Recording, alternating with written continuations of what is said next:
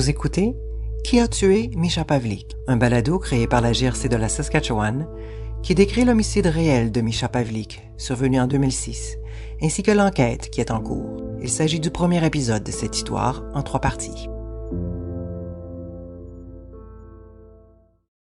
J'aimerais prendre un moment pour souligner que les terres sur lesquelles ce balado a été produit font partie du territoire visé par le traité numéro 4 et constituent des terres ancestrales des Métis.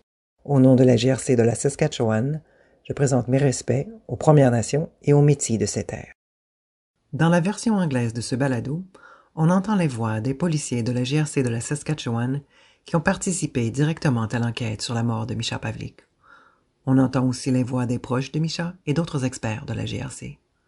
Dans la version française, leurs commentaires originaux ont été traduits en français et sont lus par des employés francophones de la GRC. Nous souhaitons mettre en garde nos auditeurs, car certains renseignements ou enregistrements audio peuvent être considérés perturbants ou traumatisants. Le contenu de ce balado s'adresse donc à un public averti. Je m'appelle Mandy. Je ne suis pas une policière, bien que je travaille avec des policiers tous les jours. Ensemble, avec le groupe des affaires non résolues de la GRC Sud, nous allons vous raconter ce que nous pouvons à propos de l'homicide de Mischa, 19 ans, qui est survenu en mai 2006. Depuis 15 ans, la famille et les amis de Mischa cherchent à lui rendre justice. Nous voulons encourager toute personne ayant des renseignements à propos de la mort de Mischa ou de son enquête à les signaler à la police. On est en 2006, dans la province de la Saskatchewan, au Canada. C'est le mois de mai, et les préparatifs et les célébrations liées à l'obtention du diplôme d'études secondaires battent leur plein. Au Canada, l'avant-dernier lundi de mai est un jour férié, au cours duquel on célèbre la fête de la Reine Victoria ou la Journée nationale des Patriotes au Québec. En Saskatchewan, les 3 jours que comprennent le samedi, le dimanche et le lundi sont souvent appelés la longue fin de semaine de mai. Puisque c'est le premier congé après un long hiver en Saskatchewan, les gens sont particulièrement excités à l'idée de jouir du plein air et de partir en camping. C'est le vendredi 19 mai 2006 qu'une fête prévue pour toute la fin de semaine commence à Kinokima, un terrain de camping privé à proximité de Regina Beach, sur le lac de la Dernière Montagne. La fête commence aux environs de 15 heures. Donc le terrain de camping Kanukama est un terrain de camping qu'on pouvait louer par l'intermédiaire du club de golf de Regina Beach. Je parle avec le caporal Marcus Crocker. Il est le responsable actuel de l'enquête sur le décès de Mischa, qui est actuellement menée par le groupe des affaires non résolues de la GRC. Nous parlons virtuellement. Lorsque vous pensez à un policier, vous imaginez peut-être l'uniforme, l'insigne et l'équipement qu'il porte. Le caporal Crocker porte une tenue civile. Il est assis à un bureau et est entouré de documents qu'il consulte régulièrement.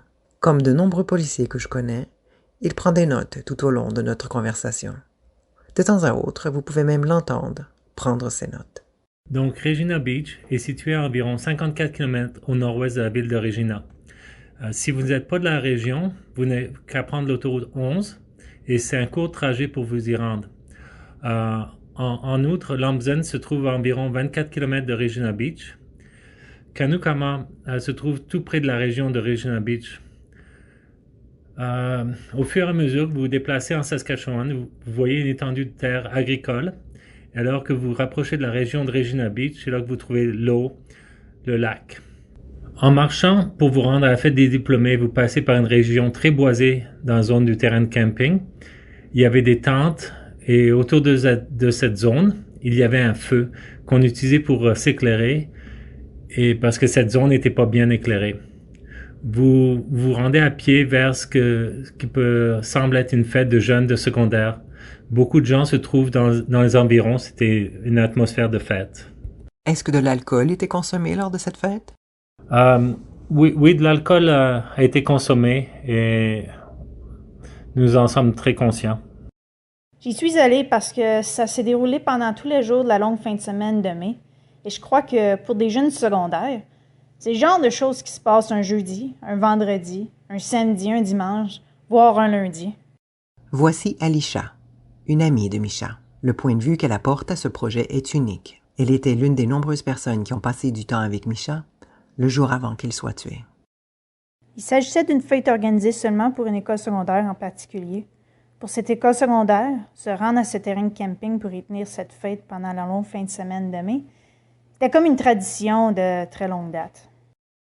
La majorité des personnes qui s'y trouvaient venaient de Regina. En fait, il y avait une liste de personnes qui étaient autorisées à se trouver au terrain de camping. Cette liste comprenait 121 noms, dont 11 chaperons. Mais ce soir-là, le dimanche soir, la sécurité avait relâché les restrictions et avait autorisé la présence de personnes dont le nom ne figurait pas sur la liste ou qui ne portaient pas un bracelet les autorisant à entrer. Nous croyons donc qu'il y avait environ 200 personnes au terrain de camping Canoucama à un certain moment au cours de cette soirée. Avec le recul, la séquence des événements se déroulait lentement, genre dès le début. Il n'était pas là immédiatement, il a fini par arriver un peu plus tard. J'y étais donc les quelques premiers jours, puis la nuit, avant qu'il soit tué. J'étais parti. Je suis parti. Mon nom est Lorne Pavlik et je suis le père de Misha Pavlik. Lorne Pavlik a participé à de nombreuses entrevues avec la presse locale au cours des 15 dernières années. Il me parle virtuellement depuis sa résidence. Il est supporté tout au long de notre discussion par sa conjointe Karen. Karen n'est pas dans le cadre de l'écran, mais elle est assise à la table en face de lui. Et de temps en temps, je vois Lorne lever le regard, ses yeux entrant en contact avec ceux de sa conjointe, avant qu'il continue de parler. Vous rappelez-vous si Misha a mentionné cette fête avant qu'elle ait lieu? Oui. Alors qu'il était en chemin, il m'en a parlé avant de partir. Il a dit, « Papa, je sors pour la fin de semaine. » C'est quelque chose qu'il avait, vous savez, je l'avais entendu parler à des amis. Des amis étaient venus et il prévoyait y aller. Et avec ses amis, je lui ai dit, « Est-ce que ce serait sécuritaire? » Il a répondu, « Absolument. » Vous savez, il ne s'y est pas rendu en se disant, « D'accord, si j'y vais, je vais mourir. » Je réfléchissais à propos de cette nuit, de cette soirée particulière. J'en ai eu l'occasion. Parce qu'il est venu changer de vêtements ce jour-là, je lui ai dit de prendre soin de lui, de faire attention et que je l'aimais. Je suis tellement reconnaissant d'avoir eu la chance de le lui dire, sans me rendre compte que ce serait la dernière fois que je disais ça. Aux environs de 21h30 le vendredi 19 mai, un groupe de personnes qui n'étaient pas invitées se sont présentées au terrain de camping Kinokima, où les célébrations des diplômés avaient commencé. Ces personnes ne figurent pas sur la liste d'invités et sont refoulées à la barrière. Le groupe de personnes qui est venu et a abouti, avec le recul maintenant, je sais ces choses. Juste à ce moment, je ne savais pas qu'elles le connaissaient. Et nous leur avions demandé de partir. Nous leur avions dit que ce n'était pas personnel ou quelque chose du genre, que c'était seulement pour notre école secondaire. C'était vraiment très étrange et je me tenais là. Et Misha disait, « Ouais, je pense que le moment est venu pour vous de partir. » Ensuite, ces personnes sont effectivement parties et nous sommes retournés au terrain de camping. Tout le monde avait un emplacement de camping différent. Il y avait un feu de camp principal. Tout le monde allait et venait. Il semblait que tout allait bien se passer. Le problème était que le groupe de personnes a fini par revenir. Le samedi 20 mai 2006, le rassemblement au terrain de camping Kinokima se poursuit toute la journée et toute la soirée, sans qu'aucun incident important ne soit signalé. Le lendemain, le dimanche 21 mai 2006, la fête continue. Les données météorologiques de l'époque pour cette partie de la Saskatchewan nous indiquent que la température a atteint un maximum de 25 degrés Celsius et un minimum d'un peu plus de 4 degrés Celsius.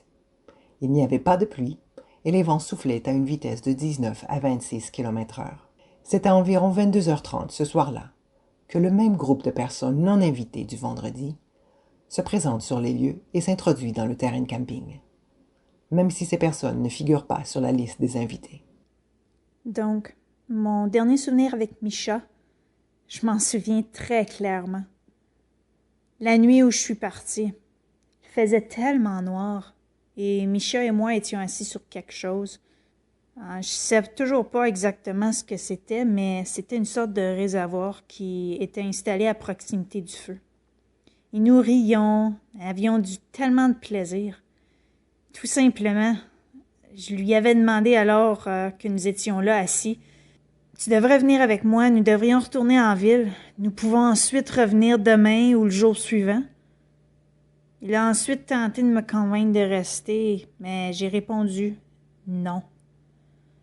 Je lui ai ensuite dit que je reviendrais le jour suivant, puis je suis montée dans la voiture d'un ami qui passait par là. Je peux encore le voir me saluer, sourire en me disant au revoir alors que je m'éloignais, puis je ne l'ai plus jamais revu vivant. Je dois dire que cela me paraît incroyable qu'il se soit écoulé 15 ans. Lee Rosine travaille à la station divisionnaire de transmission opérationnelle, ou la SDTO, de la GRC de la Saskatchewan. Je sais que c'était autour du début de ma carrière, car je vais célébrer mon 15e anniversaire en juillet. Donc, en toute honnêteté, j'étais plutôt inexpérimentée en tant que téléphoniste dans le monde des répartiteurs et des préposés aux appels de la GRC. Toutefois, cette nuit-là, c'était incroyable. Au départ, j'avais approché Lee pour qu'elle nous présente un aperçu du travail au sein de la SDTO pendant le déroulement d'un incident majeur. Ce n'est qu'après qu'on ait commencé à discuter qu'elle a révélé qu'elle était au travail la nuit où Misha est mort.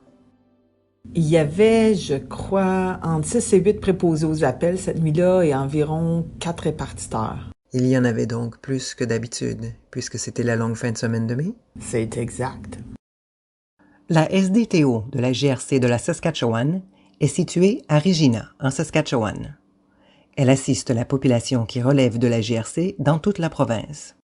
À l'intérieur de la SDTO se trouvent des opérateurs de centres de communication opérationnels hautement qualifiés. Ils sont la voix à l'autre bout du fil lorsque vous appelez le 911 pour demander l'aide de la GRC. Ils établissent le lien entre les gens qui appellent le 911, souvent lorsqu'ils traversent une période de crise personnelle, et l'assistance des policiers de la GRC. À l'époque, il y avait quelque chose qui ressemblait à un îlot, à défaut d'un meilleur terme. C'est là que tous les répartiteurs s'asseyaient. Il y en avait 4, et il y avait des tables circulaires, et chacun était responsable d'une zone différente. La province était divisée en zones, puis les préposés aux appels, nous étions assis à l'extérieur de cet îlot, en quelque sorte.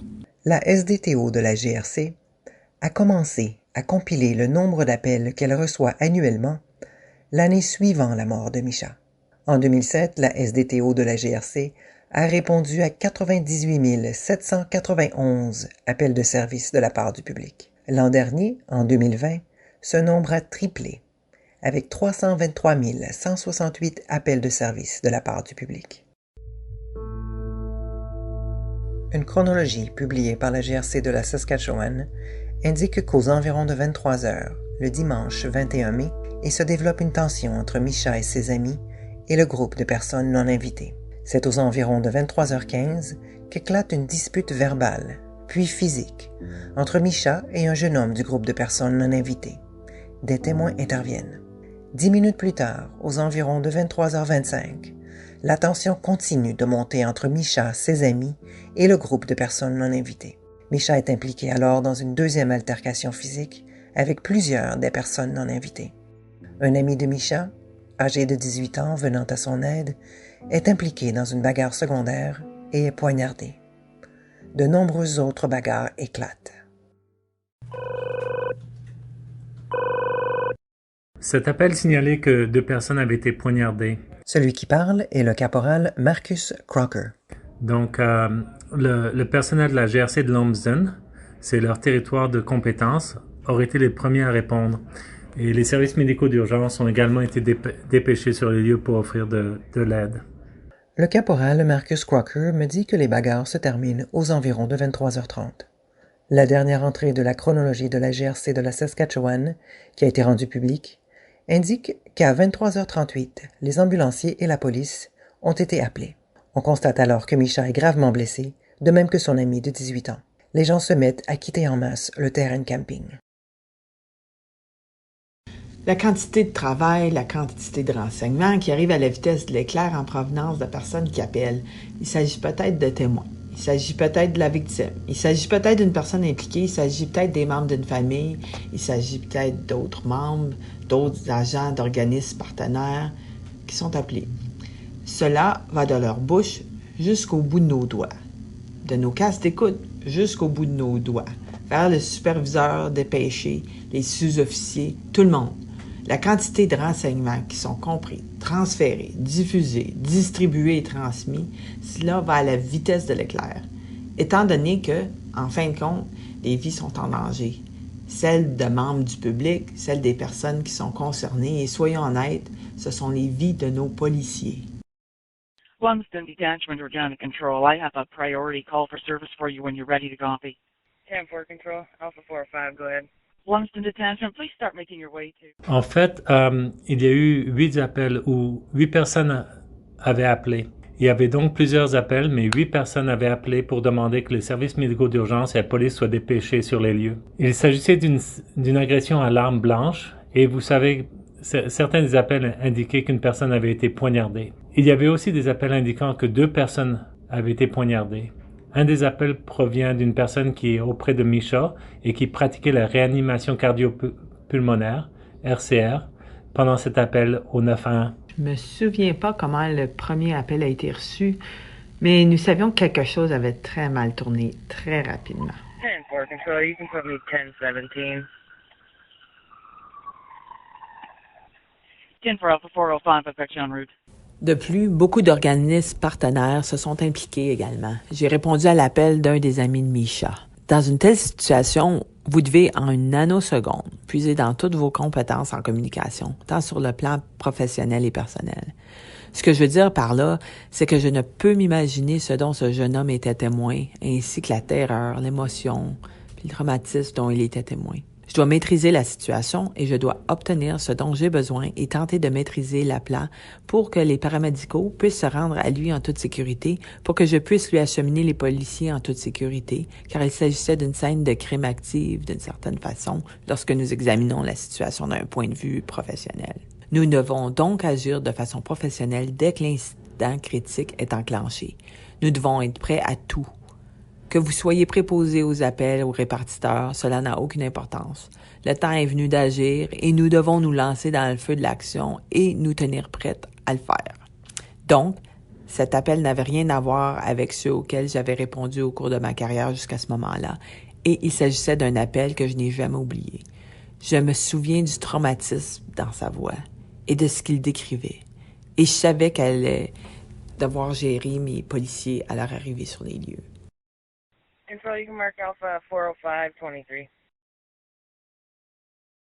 Les codes 10 peuvent signifier différentes choses pour différents organismes. Ils peuvent même varier entre les différents services de police. Pour la GRC de la Saskatchewan, 10-23 signifie arriver sur les lieux. La GRC de Lumsden était la première à arriver sur place, puis les services médicaux d'urgence de Regina ont été les unités secondaires sur place. Il s'agissait des premiers intervenants sur les lieux. La police arrive donc sur les lieux d'un terrain de camping. La zone est très boisée, l'éclairage est faible. Il y a, vous savez, des personnes qui tentent de quitter les lieux à bord de véhicules, des personnes qui hurlent et qui crient fortement intoxiquées, émotives.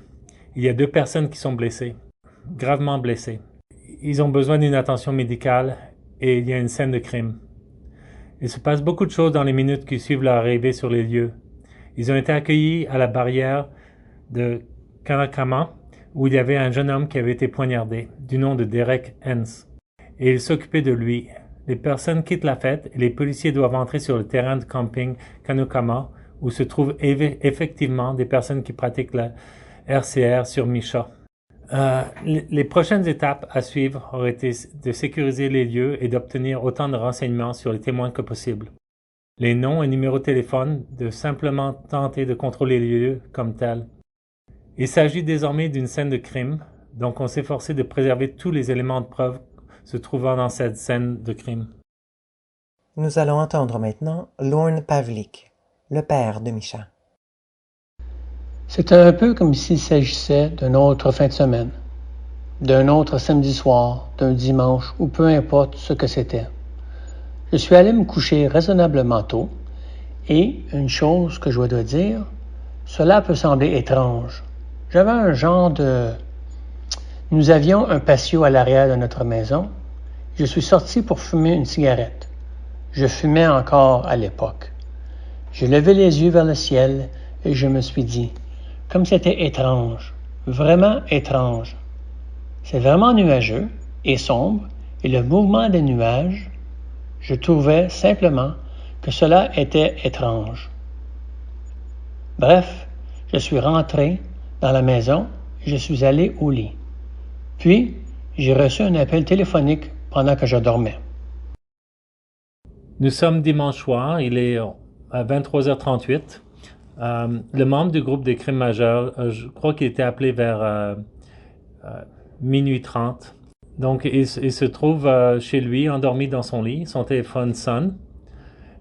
Il se lève. On l'informe alors qu'une personne est décédée dans le cadre d'un incident survenu lors d'une fête de jeunes diplômés. Une personne était en route vers l'hôpital pour être opérée. Le membre du groupe des crimes majeurs a pris des notes exactes, les heures, les renseignements qui lui ont été communiqués. Actuellement, je suis le sergent d'état-major Tim Schwartz et je suis avec l'unité de la gestion des services du bien-être des employés à la division F. Je compte 20 ans et demi d'ancienneté avec la GRC et c'est en septembre 2005 que j'ai été transféré en tant que gendarme au groupe des crimes majeurs de Regina. Le sergent d'état-major Schwartz explique qu'il était de garde pendant la longue fin de semaine de mai 2006, dans le cadre des horaires par rotation du groupe des crimes majeurs sud de la GRC. Bien. Je crois que chaque fois qu'on est en disponibilité, je ne crois pas qu'il nous est arrivé d'avoir une bonne nuit de sommeil complète. Tout simplement dans l'anticipation que cet appel téléphonique, et normalement, si nous recevons un appel, c'est parce que quelque chose de passablement grave s'est produit. Nous avons probablement un sous-officier sur l'autre ligne qui souhaite obtenir une orientation ou de l'aide. Un sous-officier est une personne responsable d'un détachement ou d'un groupe particulier de la GRC. Cette personne détient habituellement le grade de caporal, de sergent ou de sergent d'état-major. Pour venir en aide à leurs membres ou pour leur indiquer ce qu'ils doivent ensuite faire. Donc, certainement, juste après minuit, vous savez, j'ai peut-être dormi quelques heures. Ça vous réveille assurément très rapidement. Vous avez certainement à vous éclaircir l'esprit. Vous devez demeurer alerte pour saisir ce qu'il est dit et les directives. Vous devez assurément rester calme pour que vous puissiez fournir des directives claires aux sous-officiers auxquels vous parlez et aux membres qui se trouvent sur les lieux. Une fois de plus, leur demander de répéter ce qui est dit pour avoir la certitude qu'il n'y a pas de malentendu.